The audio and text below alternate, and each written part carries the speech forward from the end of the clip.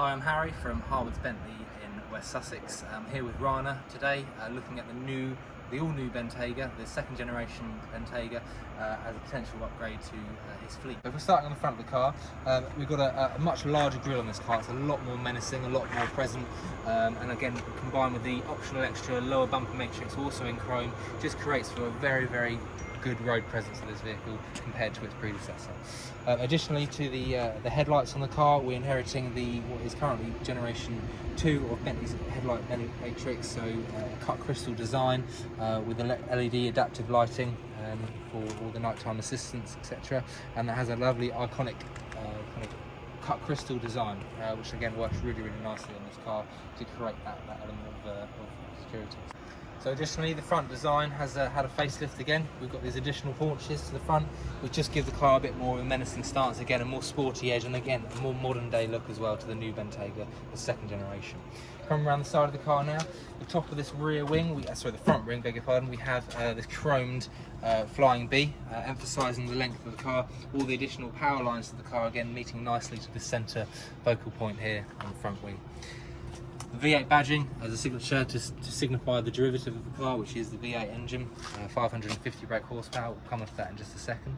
The additional 22-inch alloy wheels by Mulliner, so they're hand painted and diamond cut. The rear of the car again has had an additional facelift with new light design, new LED clusters there, again homing on the same theme to the front lights as well as the dual crystal design, and obviously the Bentley signature on the rear there as well. The exhaust pipes signifying this is a V8. Again, the twin tailpipes are a common theme with Bentley V8 derivative in all their model line. The 4 quads as a nice little addition there. So let's have a look at the powerhouse behind the new Bentayga. So a very familiar engine from Bentley, the V8, best in its class, V8 4-litre twin turbo. This is producing 542 brake horsepower, has a 0 to 60 of about 4.4 seconds, and can top out at 180 miles an hour. When you consider this car is 2.5 tons, that's quite a feat there from Bentley to power that all into such a small package. So we're going to take the new Bentayga out for a drive now, but before we do that, let's have a look at some of the new interior features of this car. So starting forefront, the steering wheel, it might not look that different, but there is a revised styling to the steering wheel. These arms here have changed now just to give you a bit of a different look. Now the lighter hide sits on the inside of the steering wheel as opposed to the outside on the previous generation.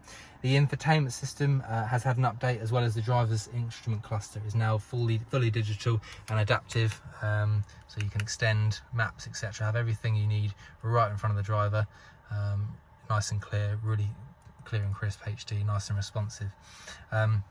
Infotainment system, as mentioned, has had a nice update. 10.9-inch screen in front of us, extremely responsive, amazing clarity, giving you additional sort of additions like the cameras. The cameras are fantastic on this car, and again I've had an update for additional clarity and quality. Front, rear, reverse, and then a 360 camera there. It's just a fantastic update to what was already a good infotainment system. So here we are driving the new Bentayga, and what the Bentayga had previously and carries over to the new model are the driving modes available to this car. So everything from race mode, well, sport mode that we're in at the moment, you can see the graphic there, all adjustable using the dial in the centre console. So as rotating the dashboard, we see a new graphic in the centre console and a new driving dynamic to the car. Bentley mode, a combination of both comfort and sport depending on your driving style. The car adapts to your driving style. And then the comfort mode for maximum softness and luxury through driving. In comfort mode, softens all the dampers up, makes for more sort of grand touring driving. But then again, a flick of a switch down into sport again. The engine gearbox change and the sports of the exhaust note as well adapts to a more sporty drive. Everything stiffens up thanks to the new dynamic ride capabilities in this car as well. The car manages its weight incredibly well around bends. Just going around this roundabout here, the car feels extremely level and precise in the steering, and acceleration obviously as well is bettered through the sport mode. So sitting in the back of the Bentayga now, as a passenger perspective, the car is obviously designed for both drivers but also passenger facility as well, which has had a quite significant update since its predecessor.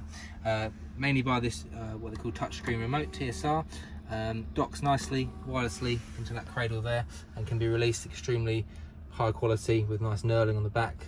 has a nice weight to it, and again a lovely crisp screen to allow rear passengers control of stuff like the climate control. You've got a home screen where you can see information about the car, whether that be current speed, time, date, etc. You can also adjust the seats now. The seats to the rear are now cooling in new Bentayga, as well as heating, and you can adjust where on the seat you wish to have your cooling or indeed heating at any given time. So a really nice functionality there. A big update as far as Bentayga in that rear entertainment. Also control for the blinds, etc. as well. So you can move rear blinds and also control the sunroof there as well. It's a really nice feature that we didn't have previously and is a welcomed addition.